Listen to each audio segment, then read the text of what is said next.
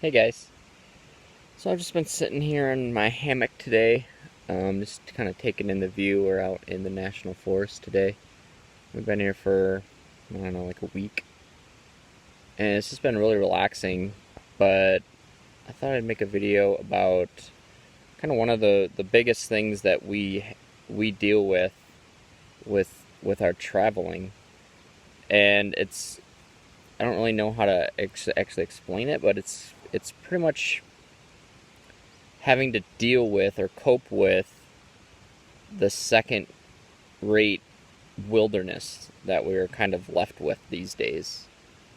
I know a lot of people think that there's a lot of wilderness out there, but if you do a lot of reading and study ecology and animals and rivers and everything else, you learn that none of it's really natural. It's all made forest or something like that. So it's a sad reality when you realize that none of it is actually real. It's kind of just put there by man to make it look like a forest or something like that. So this is one of our favorite spots to be.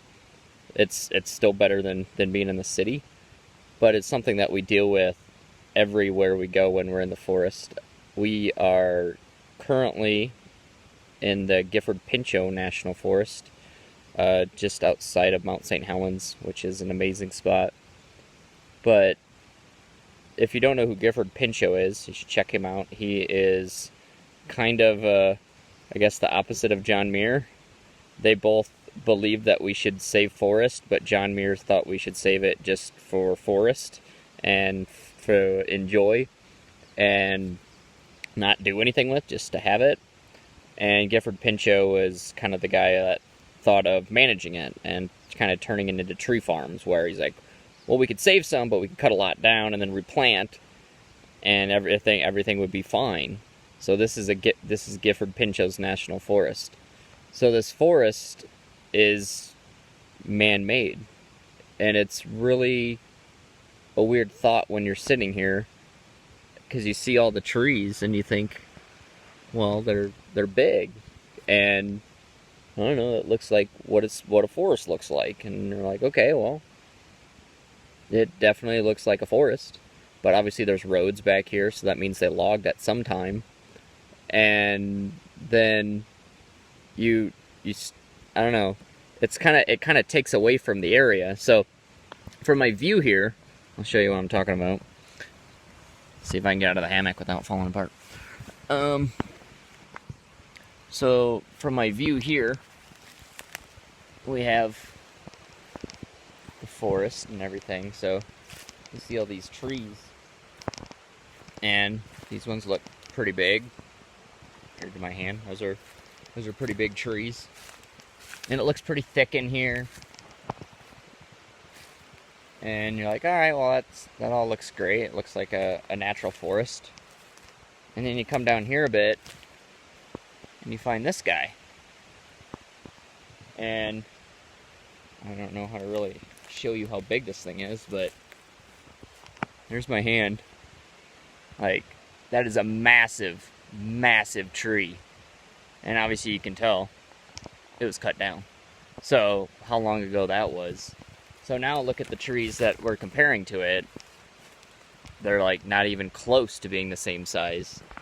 So once they cut down those trees, I'm like, you don't see any trees out here that are that size. So they cut all of them down.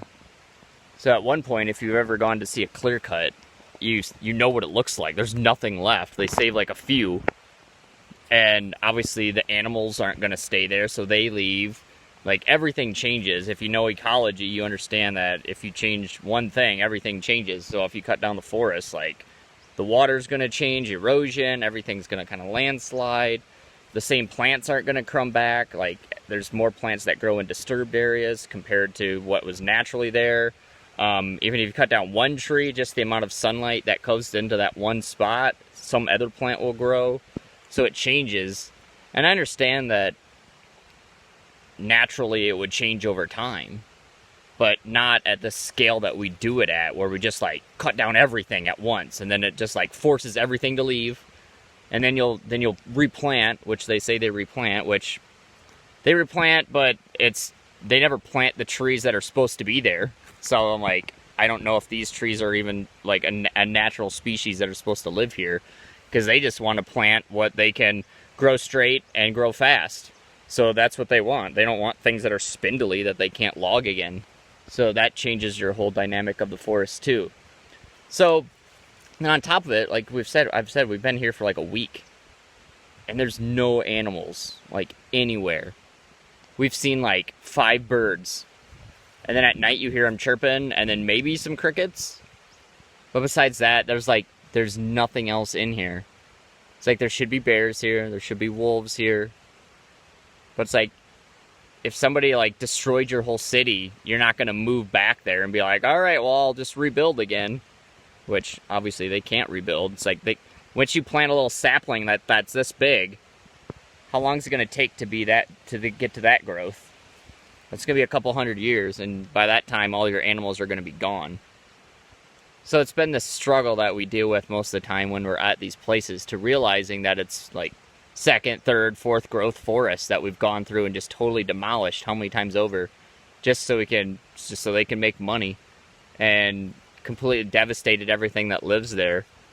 But we got to the point where we realized that, and it's super sad that it's like that, but it's better than nothing. So I'm like, we can't obviously go back and undo it, so we have to enjoy what we get. But it's just really a really sad reality that this has happened everywhere. And so what made me think about it is we're actually reading this book right now called 1493. And it's just about the Americas and pretty much the world after Columbus came to America, and how everything changed, and how I was just reading about how China just went nuts on, they cut down all the trees pretty much in China so they can go rice, tobacco, and they actually went crazy on mulberry trees. So they planted mulberry trees everywhere because silkworms ate the mulberry trees, or they got nutrition from the mulberry trees, and they needed silk to be in the silk trade. So they ended up planting like thousands and thousands of acres of mulberry trees. So that right there completely changed their whole ecology of the whole nation. And then afterwards they talk about how the soil went bad right away, and then now how everything floods, like all the time. It's just always flooding, and we just keep trying to manage things. And it's like, we just need to calm down and just kind of let nature go back to its own ways. It'll figure things out itself. But it's a weird reality, but it's all that we got. So just thinking about that while I was sitting in my hammock. But I got to sit here and stare at that stump, and it makes me think about it every time. So just thought I'd make a little clip about it. But that's what goes in our head when we're in the forest all the time. So just something to think about when you're out and about. But hopefully I wasn't depressing. But we'll see you guys next time. Bye.